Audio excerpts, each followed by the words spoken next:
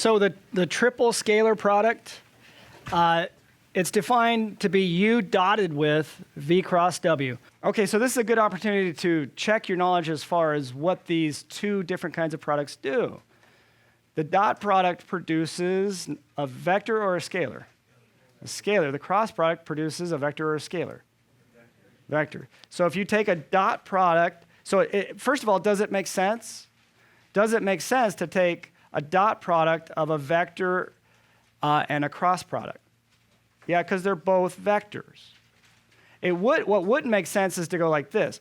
U dotted with V dotted with W. Because once you take V dot W, that's a scalar, and you can't take a dot product of a scalar and a vector, right? And you have to watch out for stuff like that. So why is it called a scalar product? Because the dot product will make it a scalar. Okay, so here it makes sense, the operations make sense because you take V cross W first, and that's another vector, right? And then you dot U with that other vector. And what do you get when you take a dot product? You get a scalar. So ultimately it is a scalar product. You get a numerical answer as opposed to a vector. So what does that turn out to be? Well, believe it or not, okay, the assumption that we have kind of generic components. U has U1, U2, U3, V, V1, V2, V3, W, W1, W2, W3. It turns out this is a true numerical determinant. So the triple scalar product would be the determinant of the vector with first row U1, U2, U3, second row V1, V2, V3, third row W1, W2, W3. This is a regular old determinant of scalars like you learn about in Math 200 or even college algebra or pre-calculus. So how could we prove that that's true? I don't know if it's obvious looking at it or not. Well, okay, one way to prove it would be to just write this out. If you write this out, okay, U has components U1, U2, U3, component form, right? Dotted with, okay, V cross W is, remember it's that big determinant-like object, ijk across the top, V1, V2, V3, W1, W2, W3. But when you compute this guy, let me make some room here. So if you think about it, okay, I'm not going to do anything with the U1, U2, U3 yet.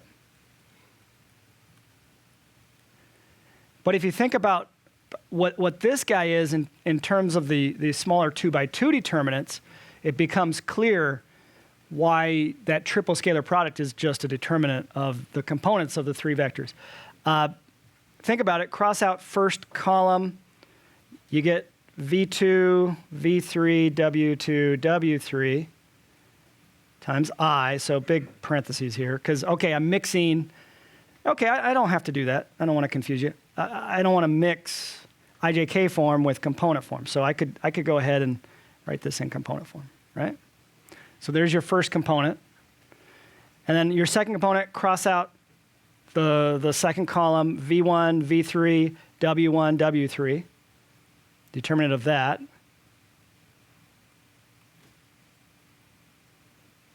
Right? What's the third component going to be? Cross out third column.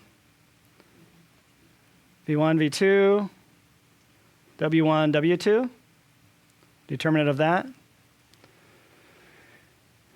Now, if you actually, I'm not going to compute those. I'm not going to write the formulas down. I'm going to leave them in determinant form. But if you take the dot product, don't you just take the scalar multiplication, or the scalar, U1 times this whole thing? Because that's going to be a scalar ultimately, right? So it's going to be U1 times U2, V3, W2, W3. Plus, well, oh, this should be negative, by the way. Plus, so let me make it a minus. Minus, okay, U2, okay, V1, V3, W1, W3. Everybody see what I'm doing? Just a dot product, right? Kind of a weird dot product, but that's all. So all I'm doing is taking this dude times that dude, this dude times this whole thing, right? And then the last one will be this guy times this whole thing. So add it in there. So plus U3 times that determinant. Okay, so that looks confusing, but if you know anything about determinants then, this is just the determinant going back the other way. This is the determinant you get when U1, U2, and U3 is the first row and you expand about the first row. So this thing here is going to equal, okay, then just go backwards, V1, V2, V3, W1, W2, W3. Now, that's only going to make sense to you if you've studied determinants at all. Now, the good news is in 12.4, at the end of 12.4, I define the determinant of a 3x3 matrix full of numbers, and this is essentially the definition. I use different letters, but that's the definition. And if you compare it with that definition, you'll see it's the same.